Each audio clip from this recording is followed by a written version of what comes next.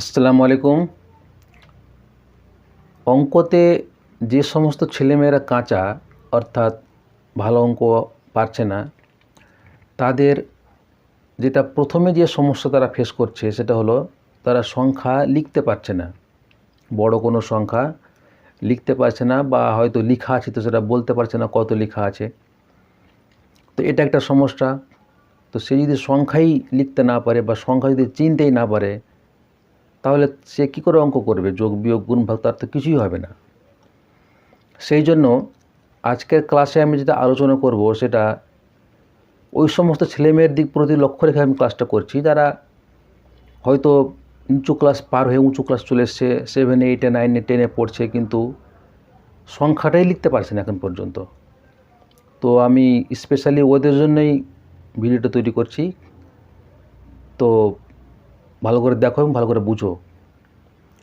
সংখ্যা লিখতে হলে আমাদেরকে এই যে একক, দশক, শতক, হাজার, অযুত, লক্ষ, নিযুত, কোটি, এই 8টা শব্দকে ভালো করে মুখস্থ করে নিতে হবে।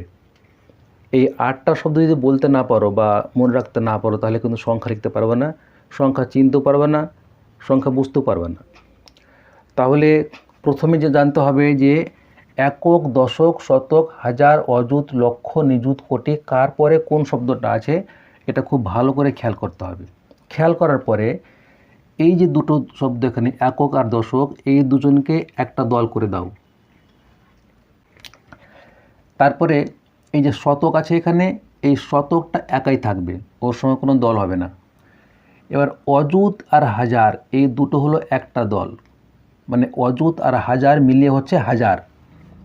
তারপরে এই যে লক্ষ এবং নিযুত, এই দুটো মিলিয়ে হচ্ছে লক্ষ। ঠিক আছে? তো আমি এখানে ছোট্ট করে লিখে রাখছি লক্ষ, ল লিখে দিলাম। আর এখানে লিখলাম আমি হাজারের জন্য লিখলাম হয় আকার দিয়ে দিলাম এখানে, মানে হাজার।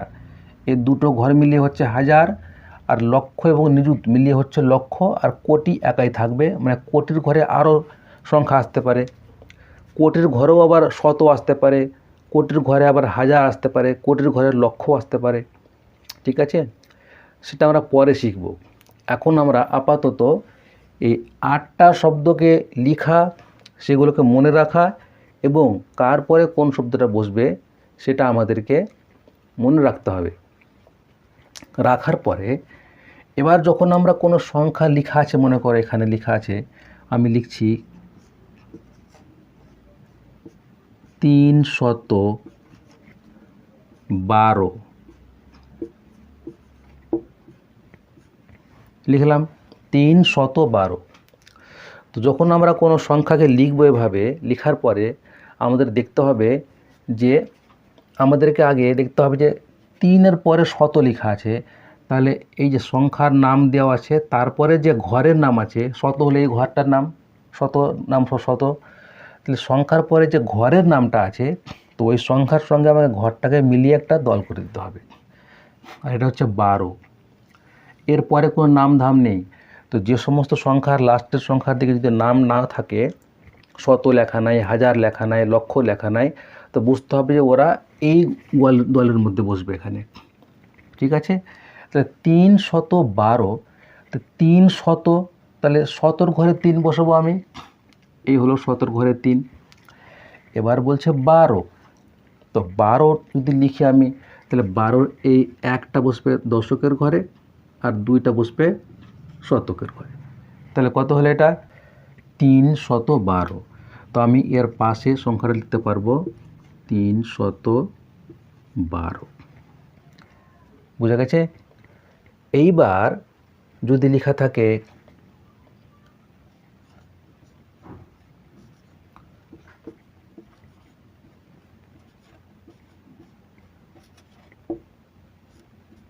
4007, এটা আমি কী করে লিখব?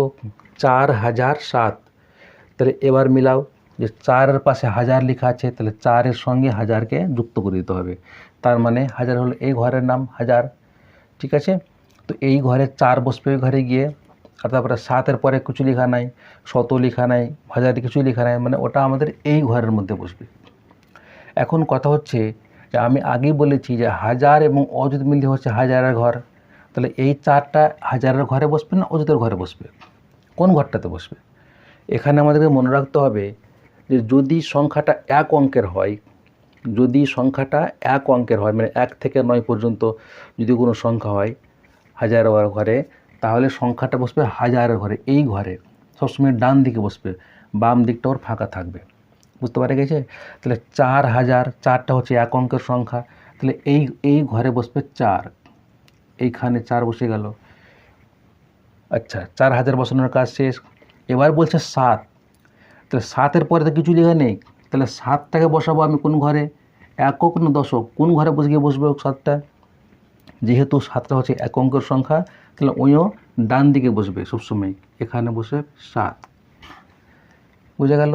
এবার দেখো এখানে হাজারের ঘরে 4, এখানে বসলো 7 এককের ঘরে, মাঝখানে কিন্তু দুটো ঘর ফাঁকা আছে এখানে, তো ফাঁকা রাখা যাবে না কোনো ঘর, সেই জন্য মাঝখানে আমরা দুটো শূন্য দিয়ে ভরে দিতে হবে, ঘরটাকে পূর্ণ করে দিতে হবে।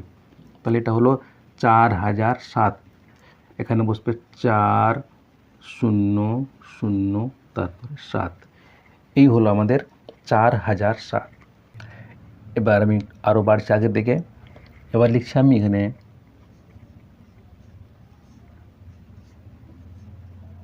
20,000 542।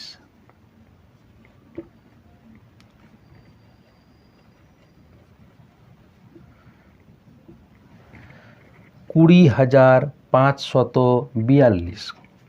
তাহলে এবার দল করব আমরা 20,000, তাহলে এই দুটো হচ্ছে একটা দল, 500 এই দুটো হচ্ছে একটা দল, 42 এটা হচ্ছে নিজস্ব দল, এটা আলাদা দল।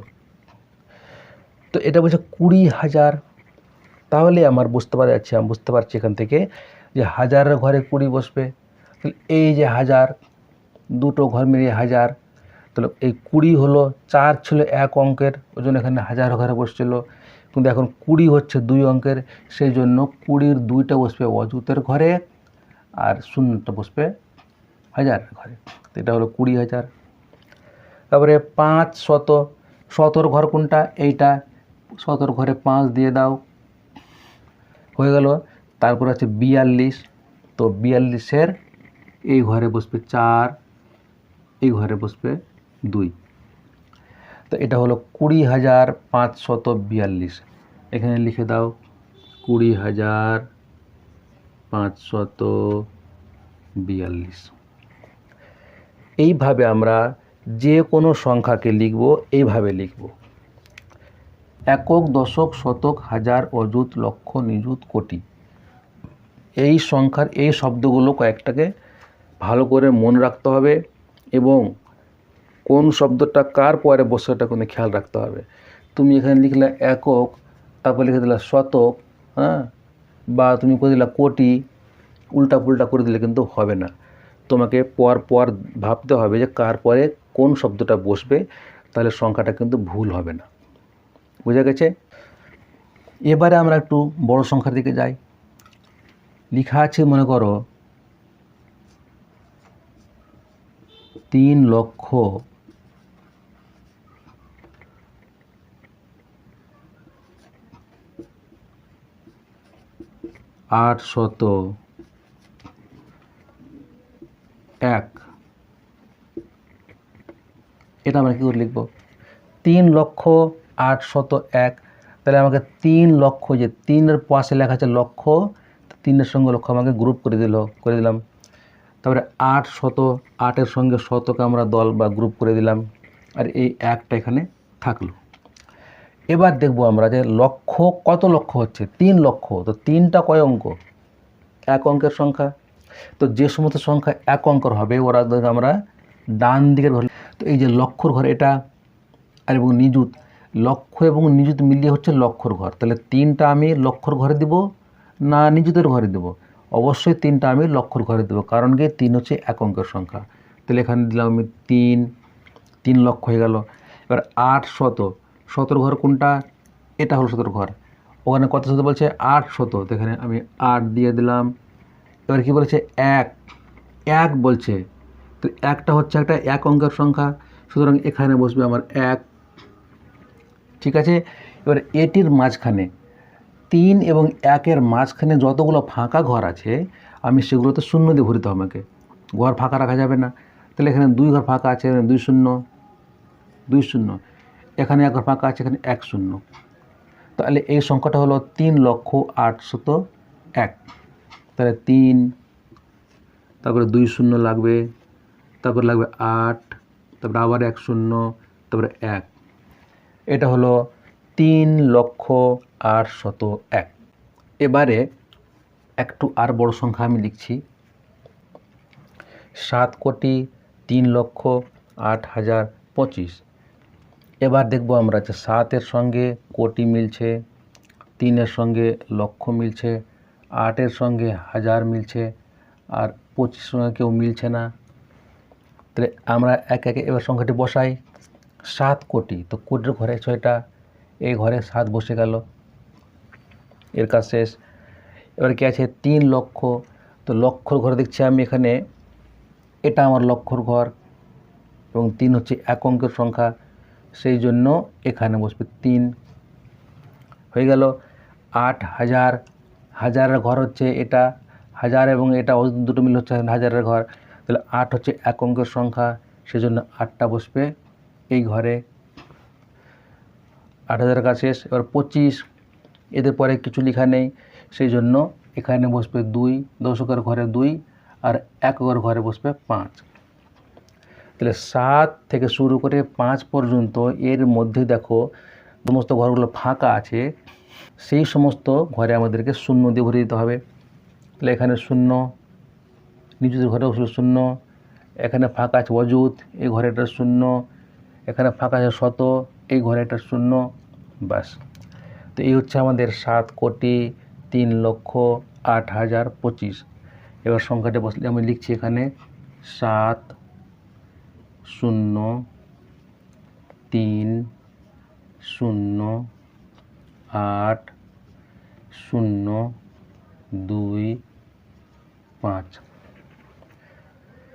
এইভাবে আমরা যে কোনো বড় সংখ্যাকে লিখতে পারবো, এভাবে আমরা মিলিয়ে মিলিয়ে লিখে দিতে পারবো।